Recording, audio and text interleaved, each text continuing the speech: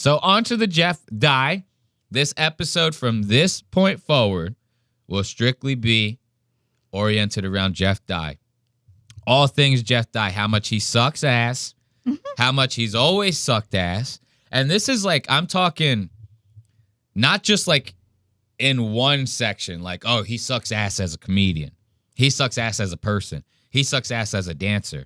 He sucks dancer. He sucks ass as a host of a TV show. You saw him dancing? I saw him dancing. We have the tapes. I get to see him dancing? Hell yeah. We all get to see Jeff dance tonight. By the way, how you guys like my glasses? You guys like those, right? You know who sent me these glasses? Mike David from Red Bar. Mike David. He said, "Kid, I love your show. Keep up the good work." He goes, "Here's a pair of glasses on the house," right? He goes, "I see you got the TV. You got the sideways TV. You have the little bomb." He goes, "Ain't no better way to top all that off than with a nice pair of shades, you know?" So he sent me a nice pair of glasses. Me and Ben Lemon are trying to do the whole Red Bar thing. Who will win? Obviously, Ben. So now let's get back to this Jeff Dye. Ben has a very juicy little story about Jeff Dye. But the way he segues into this story, right, is a little half-assed in my opinion, if you ask me. Like, right now, Ben is kind of harping on the wrong things, in my opinion, when it comes to Jeff. Like, this guy sucks ass on so many levels, and Ben is kind of just harping on, like, the low-hanging fruit kind of shit, and he's exacerbating his claims, which I don't like. You understand? So, like, let's listen to Ben talk a little shit about Jeff, and I'll kind of steer you guys in the direction of where I'm going to pick it apart. Well, I don't know. I feel like Jeff Dye is starting to have, like... He's in therapy. For what? Ben? For bombing? No, I mean, I like the support that I've seen in the comments for him lately. Mm-hmm. I feel like we're turning things around, and I feel like he's kind of, like, beloved now. Yeah, the fans are love bombing him. I see, like, we support that like, now. Like, yeah. Jeff, I love where your head's at here. Lemon emoji. Lemon emoji. Expand on this. Expand on this. Has legs. This has legs. Expand on it. Yo, Jeff Dye's comments are a lemon paradise right now. He's loving it. You can go harvesting in Jeff Dye's comments right now. There are so many goddamn lemons in that bitch. It's unbelievable. They're all lemons. Jeff's own fans don't even comment on his shit. They go, "There's way too many lemons. Way too sour in here for my taste." You roll lemon emoji. He went to therapy and he made this admission on his podcast where he goes, "I went to therapy," and he goes, "I kind of realized that I lack empathy for people." He admitted this publicly, that he just doesn't care about anyone except himself. He admitted he's a sociopath. He admitted he's a total psychopath. But he's almost a psych. Now listen to how Ben is saying this, right? This is like middle school girl type shit right here. Where he's even whispering it. You're in a room with your brother and your best friend / co-host. What do you think? Jeff Dye is going to bust through the room and fucking confront you? You know what I mean? Like, why are you whispering this? As if you're telling the hottest gossip out there. Jeff Dye is in therapy, right? You sound like an ant. You sound like a drunk wine ant, like Matt and Shane's secret podcast. You sound like that. You go, "Did you guys know Becky from down the block is now in therapy? Can you believe this? She can't even take care of her own family anymore." You know, this is what I'm hearing when he does this.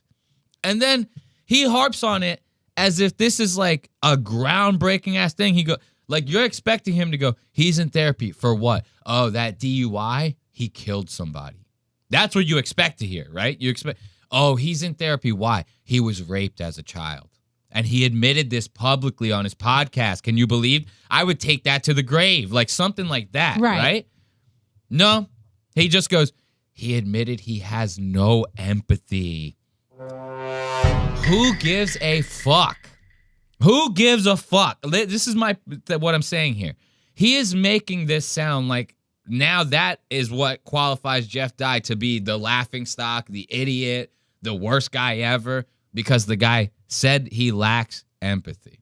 For one, I saw the episode, not even trying to go to bat for Jeff Dye, but even Ben is taking this out of context. Yeah. He said that he lacked empathy for people who don't want to help themselves, right? But let's not defend Jeff in this situation. This is not what I'm here for. I'm here to make fun of Ben because this is the shittiest take on Jeff Dye I've heard since people started making fun of Jeff Dye. Everyone, to some degree, is a sociopath, is not empathetic. To some level, people have to look out for themselves, right? Right. You have to stay alive, don't you? Right? To even breathe would be you looking out for yourself. You're not thinking of anyone else in that moment. I'm going to tell you this right now, buddy. You might like to think so. You're not. You're just thinking about yourself staying alive. You have to have some level of this non-empathy, this lack of empathy that he's talking about, right?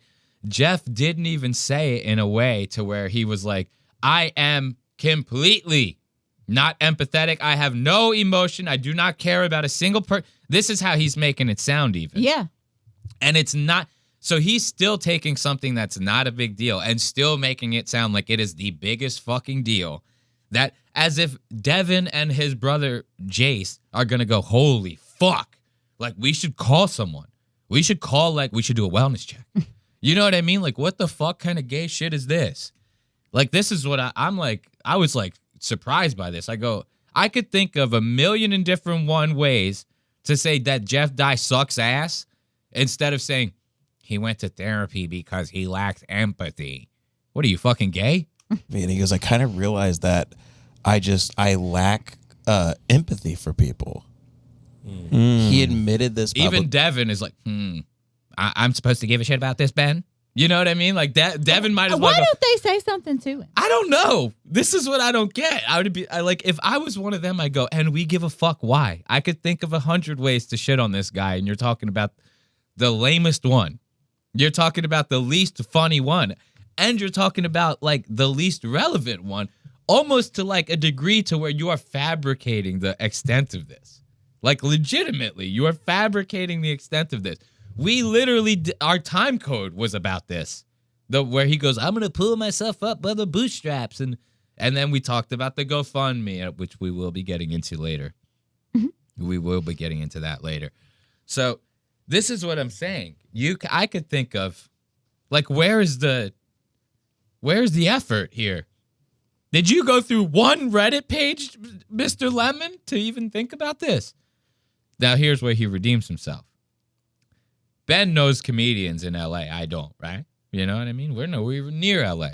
Where are we going to get this kind of juice? You know what I mean? He's about to hit a nice little personal Jeff Dye story that I thought was awesome. This is great. Listen to this. This is Mr. Pull yourself up by your bootstraps. This is the last cowboy in LA, Jeff Dye. That he just doesn't care about anyone except himself. He admitted he's a sociopath. He admitted he's a total psychopath. But he's almost a psycho because he's too dumb to realize that other people exist. That's just a crazy thing to admit out loud, that you have no empathy for anyone. Yeah. It's really not, though. Well, that's why he He treats. doesn't know what total I don't think he knows psycho. what he's saying. Yeah. You don't think he knows what he's saying? I don't think he knows what empathy is. I think he thinks it's like a level of. I think he thinks it's like my cortisol is high or something. Yeah, I got empathy today. Yeah. He thinks it's like the flu. Yeah, exactly. Yeah. He thinks it's COVID. He's like, you It's gotta influenza? take magnesium to up your empathy. He thinks it's a type of drum you play in an orchestra. Yeah. He thinks it's timpani. So look, Ben's about to go into like the most like 13-year-old girl at a slumber party, like talking gossip about the girls that they're about to see on Monday type shit. He takes the whisper even lower. Guys, he takes the whisper even lower. Listen to this. Someone called me and told me that Jeff Dye was at the Comedy Store and he walked into the green room and a comic walked out. And Jeff Dye goes, you see that guy right there? He left the green room because he doesn't have the balls to talk shit to my face. But I know he talks shit about me behind my back. And everyone in the green room was like, what? Now, I can 100% see this being a thing that Jeff Dye actually says. Like, everything about... I don't even know Jeff Dye. I have zero idea who the fuck Jeff Dye is as a person, right? All of this checks out. Every single, because I've been watching, I've been studying, I've been looking at old clips. This guy has been this his entire career, his entire life, maybe, you know?